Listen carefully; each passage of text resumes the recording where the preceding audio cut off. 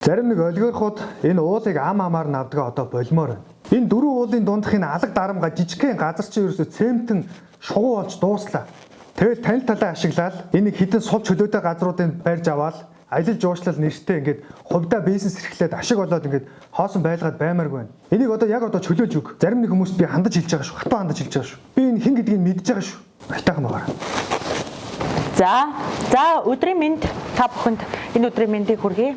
За ишиг эврээ урахаар ихийг мөргөнө гэж Монгол ардын зөв зүг байдаг л да. Нэр зохино гэдэг ах шиг байна.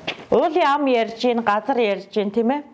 Угаасаа энэ Монгол улсад чинь 0.7 га иргэн бүртгээд байгаа шүү дээ. Аялал жуулчлал гэдэг байна л да. Би яг нэг уулын ам аваад тэндээ нэг хідэн хаус бариад амралт хийчихье гэж бодсон. Аялал жуулчлалаа хөгжүүлээ гэдэг. Хөөе, би энд өөр юм яриад байгаа байхгүй юу? За байж юм нэ.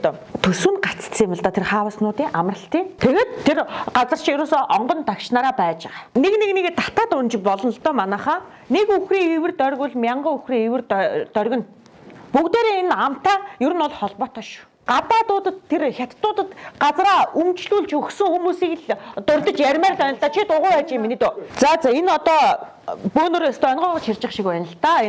Чи дугуй байж юм чацгам. Чи ямар өнөөдөр би энийгээ ингэж хөрмөөргүй байна манайхаа.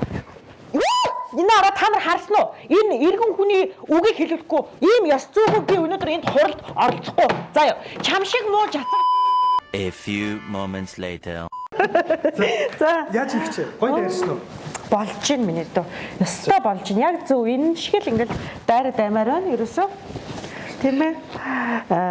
Их чин чамд нэг газар бодсон байна. За яах вэ? Тийм. Зөвхөн штэ. Копи юм нэгч. Тэгэл та. Жага юм ярианга тий. За тэгээ. Ажил ярил л да тийм ээ.